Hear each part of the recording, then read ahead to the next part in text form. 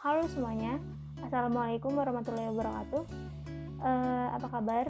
Semoga semuanya dalam keadaan baik dan sehat, amin.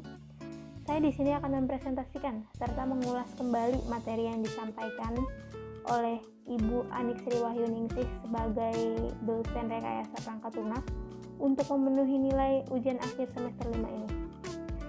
Tidak banyak yang saya bahas, hanya beberapa poin, tidak akan memakai PowerPoint sebagai media pembantu dalam presentasi ini, melainkan memakai kreativitas yang didukung dengan teknologi-teknologi yang ada saat ini. Dalam pembahasan ini, saya akan membahas pengertian rekayasa perangkat lunak, tujuan rekayasa perangkat lunak, kemudian ruang lingkup perangkat lunak, ada tahapan dalam rekayasa perangkat lunak, dan yang terakhir, metode pengembangan dalam rekayasa perangkat lunak.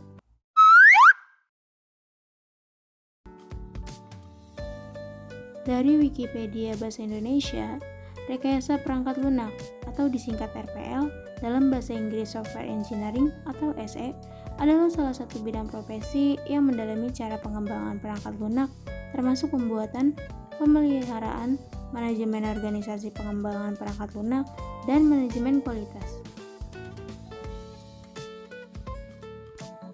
Ada beberapa pengertian rekayasa perangkat lunak menurut beberapa ahli, yaitu sebagai berikut. Yang pertama, rekayasa perangkat lunak menurut Stephen R. Sachs. Rekayasa perangkat lunak adalah sebuah disiplin di mana dalam menghasilkan perangkat lunak bebas dari kesalahan dan dalam pengiriman anggaran tepat waktu serta memuaskan keinginan pemakai. Menurut Versbauer, rekayasa perangkat lunak adalah penetapan dan penggunaan prinsip rekayasa dalam rangka memperoleh perangkat lunak yang dapat dipercaya dan dapat bekerja secara efisien pada mesin nyata. Nah, sedangkan menurut IEE 610.12, rekayasa perangkat lunak adalah sebuah studi pendekatan dan aplikasi secara sistematis, disiplin pengembangan operasi, dan pemeliharaan perangkat lunak yang semuanya itu merupakan aplikasi rekayasa yang berkaitan dengan perangkat lunak. Jadi, apapun definisi dan pengertiannya, intinya adalah menggabungkan antara konsep ilmu ekonomi, komunikasi, komputer, dan ilmu manajemen yang bertujuan untuk mengembangkan dan mengatasi masalah pada teknis perangkat lunak. Nah, itu tadi pengertian dari rekayasa perangkat lunak. So, bagaimana dengan tujuannya? Mari kita cek. Apa sih tujuan dari rekayasa perangkat lunak itu sendiri? Yang pertama, mendapatkan biaya produksi perangkat lunak atau software yang lebih kecil. Yang kedua, menghasilkan perangkat lunak yang memiliki kinerja yang tinggi, handal, dan tepat waktu. Yang ketiga, menghasilkan perangkat lunak atau software yang bisa bekerja di segala macam jenis platform. Yang terakhir, menghasilkan perangkat lunak yang mempunyai biaya perawatan murah dan terjangkau.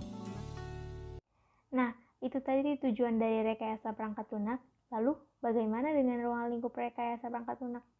Mari kita cek.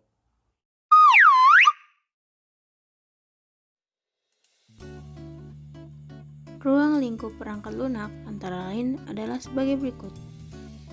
Software requirement, yaitu berkaitan dengan spesifikasi keperluan dan juga persyaratan perangkat lunak. Yang kedua, software design adalah meliputi proses penampilan arsitektur, komponen, antarmuka, dan juga karakteristik dari perangkat lunak. Yang ketiga, ada software construction adalah berkaitan dengan rincian pengembangan perangkat lunak termasuk seperti algoritma, pengkodean, pengujian, hingga sampai pencarian kesalahan. Yang keempat, ada software testing dalam mencakup pengujian terhadap semua perilaku dari perangkat lunak. Yang kelima, ada software maintenance adalah meliputi segala jenis usaha merawat pada saat perangkat lunak sudah dioperasikan atau dipakai. Yang keenam, ada software configuration management adalah berkaitan dengan segala jenis usaha merubah konfigurasi perangkat lunak, yakni untuk pemenuhan keperluan tertentu.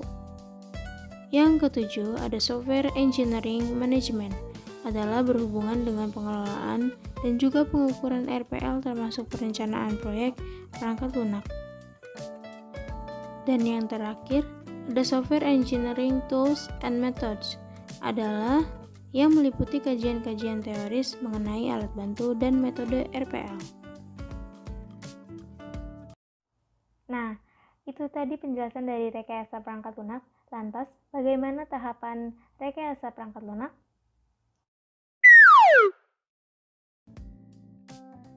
Yang pertama, ada analisis. Nah, analisis ini menjadi bagian terpenting dari proses rekayasa perangkat lunak, karena semua proses lanjutan akan bergantung pada baik tidaknya hasil analisis. Yang kedua, ada desain.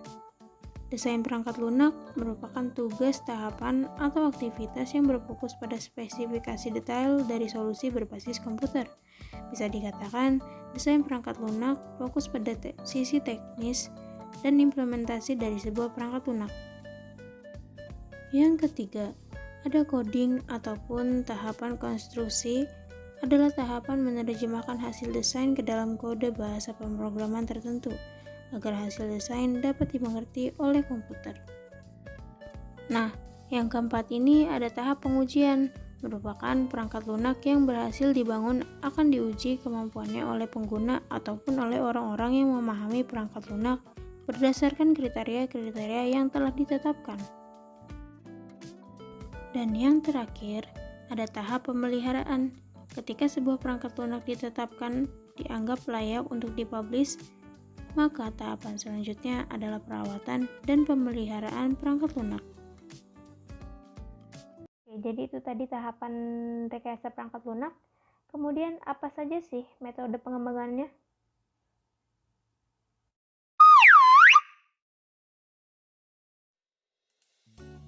Yang pertama, ada metode waterfall. Yang kedua, ada metode prototype. Yang ketiga, ada metode spiral. Yang keempat, ada metode rapid application development atau RAD. Kemudian ada metode agile. Dan yang paling terakhir ada metode scrum. Nah, itu tadi presentasi, juga pengulangan kembali materi-materi yang disampaikan oleh Ibu Anik Sri Wahyuningsih sebagai dosen rekayasa perangkat lunak. Jadi kurang lebihnya mohon maaf. Terima kasih telah menonton dan menyaksikan. Semoga bermanfaat. Wassalamualaikum warahmatullahi wabarakatuh.